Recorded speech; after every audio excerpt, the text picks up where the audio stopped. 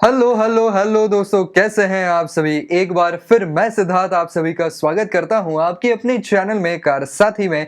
दोस्तों, बात आज हो रही है कि यहाँ पर आपकी वैगनआर और सिलेरियो, इन दोनों गाड़ियों में से कौन सी गाड़ी ज़्यादा बेहतर है। अब इन दोनों ही गाड़ियों के जो है वो सीएनजी वाले वेरिएंट में यहाँ पर कंपेयर करने वाला हूँ, क्योंकि देखिए पेट्रोल वाले वेरिएंट, टॉप एंड वाले वेरिएंट, बेसिक वेरिएंट ये सभी करते हैं, लेकिन सीएनजी वेरिएंट जो है वो पेट्रोल वेरिएंट से भी ज़्यादा महंगा बिकता है। तो भले ही यहाँ पर आपको सीएनजी टैंक के लिए वो ज़्यादा पैसे आपसे ले रहे हैं, लेकिन फिर भी उसी के साथ-साथ कुछ 4 फीचर आपको और दे रहे हैं क्या? ये देखने वाली बात है, क्योंकि वैसे देखा जाए तो पेट्रोल का टॉप एंड वेरिएंट जो है वो तकरीबन 1 लाख रुपए से सस्ता आपको मिल जाएगा सीएनजी के मुकाबले, और केवल उसमें सीएनजी लगी हुई है, इसकी वजह से आपको 1-1.5 लाख रुपए ज़्यादा देने पड़ जाते हैं। तो उसके साथ ही साथ आपको कुछ एक्स्ट्रा मिलता है क्या, ये आज हम देखने वाले हैं। लेकिन आगे बढ़ने से पहले हमेशा की तरह अगर आप इस चैनल पर नए हैं, अब तक आपने सब्सक्राइब नहीं किया हुआ है, तो भैया इंतजार किस बात का हो रहा है।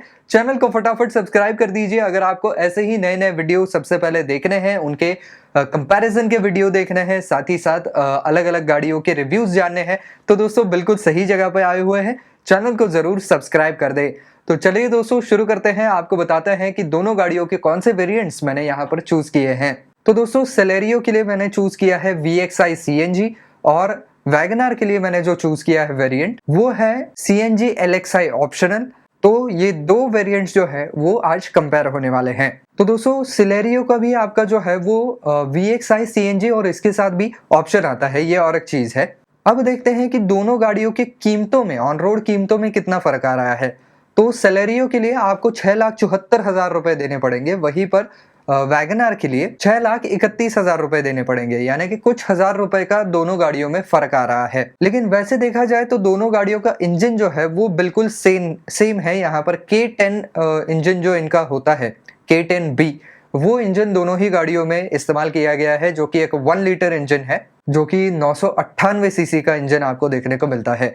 और क्योंकि ये दोनों ही गाड़ियां सीएनजी पावर्ड हैं और इंजन भी बिल्कुल सेम है, जिसकी ट्यूनिंग भी सेम है, तो पावर भी दोनों गाड़ियां सेम ही आपको देती हैं, टॉर्क भी सेम ही देती हैं। 58.33 bhp की पावर आपको 5,500 आरपीएम के ऊपर दोनों ही गाड़ियां दे देती है, और साथ ही साथ 78 Nm का टॉर्क आपको 3,500 आरपीएम के ऊपर दोनों गाड़ियों में देखने को मिल जाएगा। दोनों ही गाड़ियों के इंजन जो है वो 3 सिलेंडर यूनिट्स हैं, और दोनों ही गाड़ियां केवल मैनुअल गियरबॉक्स के साथ आती हैं। इनके अंदर कोई भी ऑटोमेटिक का ऑप्शन नहीं है। अब बात कर लेते हैं दोनों गाड़ियों के माइलेज की।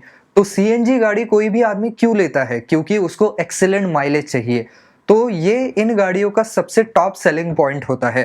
तो यहाँ पर सेलेरियो की बात करूं तो 30.47 किलोमीटर पर केजी का माइलेज आपको मिल जाएगा, और वैगनआर के अंदर 32.52 किलोमीटर पर केजी का माइलेज मिल जाएगा, यानी कि वैगनआर का माइलेज जो है वो स्लाइटली हायर है। बाकी गैस का जो टैंक है वो दोनों ही गाड़ियों में 60 किलोग्राम का आ जाता है, जिसके अंदर 60 किलो तक आप सीएनजी भर सकते हैं। बाकी कंफर्ट कन्वीनियंस के हिसाब से दोनों गाड़ियों में पावर स्टीयरिंग दिया हुआ है, और ब्रेकिंग सिस्टम भी फ्रंट में डिस्क ब्रेक्स आते हैं और रियर में ड्रम ब्रेक्स आते हैं, ताकि गाड़ी में जो है वो एबीएस लगाया जा सके, तो वो डिस्क ब्रेक के साथ ही लगता है। टायर साइजेस में भी थोड़ा सा फर्क किया गया है। सेलेरियो में R14 के टायर आते हैं, और वैगनआर के अंदर R13 के टायर आते हैं। 1 इंच का खाली फर्क है, लेकिन टायर सेक्शन में भी फर्क आ रहा है। 165/70 सेक्शन का टायर आपको मिलेगा सेलेरियो के अंदर, और 155/80 सेक्शन का टायर मिलेगा आपको वैगनआर के अंदर। तो वैगनआर का वैसे भी डिजाइन जो है वो थोड़ा सा टॉल बॉय डिजाइन है, और उसके जो चक्के हैं वो भी थोड़े से उन्होंने फिर उसी चक्कर में थोड़े से पतले कर दिए गए हैं, जो कि एक्चुअली थोड़े से चौड़े होने चाहिए थे। टायर दोनों गाड़ियों में ट्यूबलेस रेडियल टाइप के लगाए गए हैं। अब दोस्तों बात आती है दोनों गाड़ियों के डायमेंशंस की। तो देखिए, ये दोनों ही गाड़ियां अगर क्लास वाइज देखा जाए, सेगमेंट वाइज देखा जाए, तो दोनों गाड़ियां बिल्कुल सेम सेगमेंट की है। दोनों ही गाड़ियां अफोर्डेबल हैचबैक सेगमेंट में आती है, लेकिन फिर भी थोड़े बहुत डायमेंशंस में फर्क तो देखने को मिलेंगे। तो 3695 मिलीमीटर की लेंथ आपको सेलेरियो की मिलती है, और 3655 मिलीमीटर की लेंथ आपको वैगनआर की मिलती है, यानी कि वैगनआर जो है वो लेंथ वाइज थोड़ी सी कम है। लेकिन विड्थ वाइज फिर वैगनआर आगे हो जाती है, क्योंकि सेलेरियो की विड्थ केवल 1600 मिलीमीटर है और वैगनआर की 1620 है। व्हील बेस के मामले में भी फिर वैगनआर थोड़ी सी आगे हो जाती है। सेलेरियो का व्हील बेस 2425 है और वैगनआर का व्हील बेस 2435 है।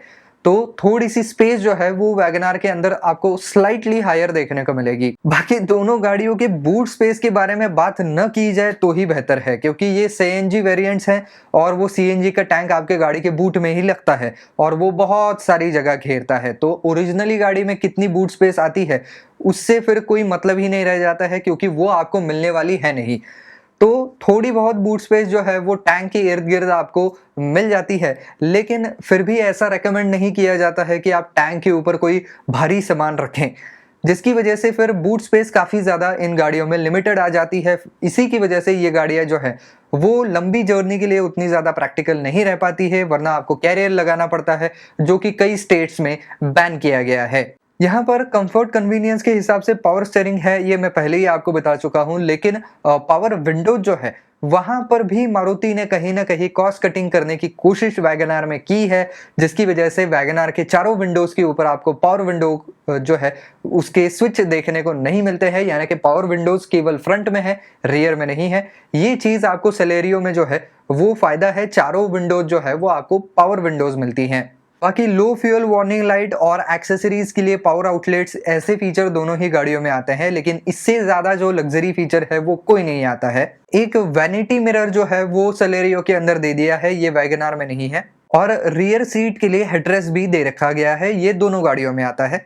दोनों गाड़ियों में फ्रंट में आपको कप होल्डर्स मिलते हैं, जो कि रियर में नहीं है दोनों ही गाड़ियों में। दोनों ही गाड़ियों में रियर में एसी वेंट्स भी नहीं है।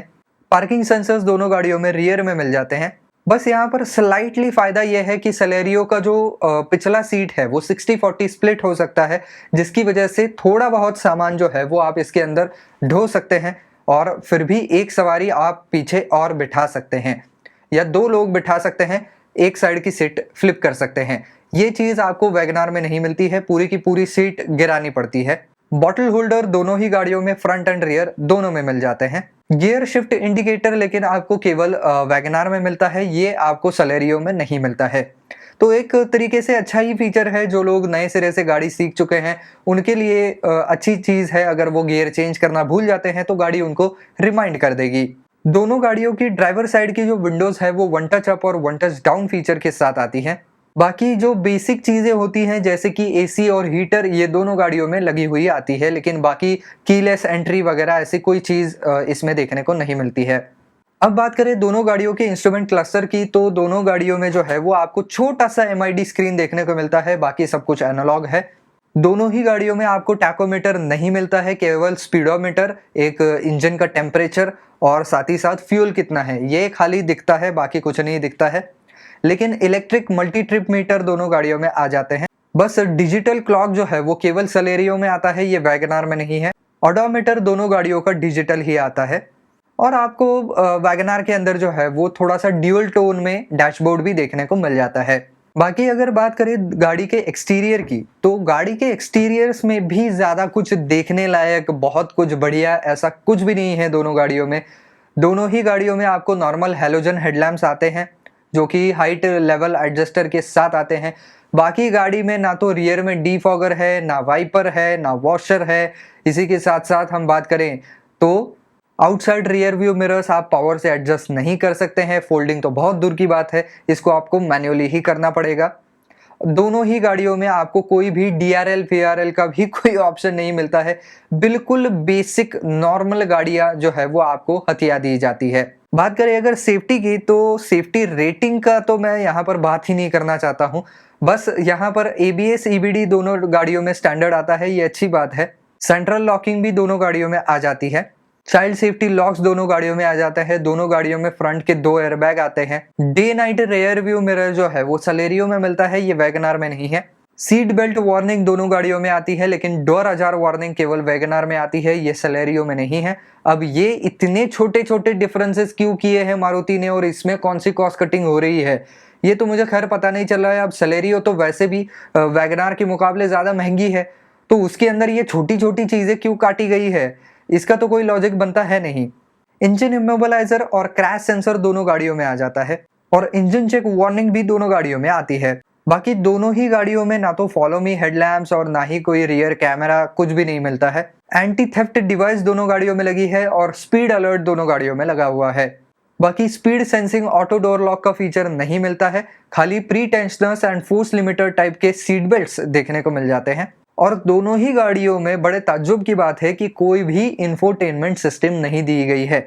अब मैं जिस सेगमेंट की ये गाड़ियां हैं, जिस प्राइस पॉइंट पे बेची जा रही हैं, उसके लिहाज से मैं ये नहीं कहूँगा कि इसके अंदर कोई बड़ी टच स्क्रीन इंफोटेनमेंट सिस्टम जो है वो दी जाए। कम से कम एक 2 DIN ऑडियो सिस्टम तो दी जा सकती थी, जो कि भले ही सिर्फ 2 स्पीकर के साथ आती है, आप पीछे के स्पीकर भी मत दीजिए, लेकिन कम से कम कुछ तो दे देते।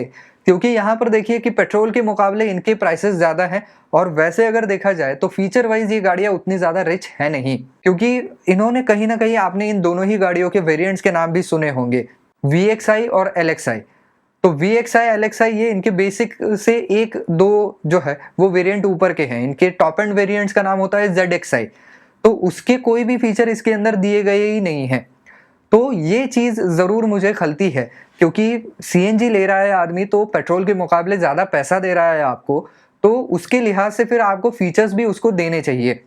अगर अब वैसे इन दोनों गाड़ियों के बीच में आपको बताना चाहूँ तो क्लियर है, यहाँ पर सेलेरियो के अंदर ज़्यादा फीचर आते हैं और ज़्यादा फ़र्क भी नहीं है, थोड़े से ज़्यादा कुछ हज़ार ज़्यादा दे दीजिए और सेलेरियो ही घर लेके जाइए, वही सबसे जो है वो सेंसिबल ऑप्शन आपके लिए बन सकता है। तो बस दोस्तों, आज के वीडियो में बस इतना ही। आई होप ये वीडियो आपको पसंद आया होगा, काम का लगा होगा। तो दोस्तों, अगर वीडियो पसंद आया है तो लाइक ज़रूर कर दीजिए और ज़्यादा से ज़्यादा शेयर भी कर दीजिए।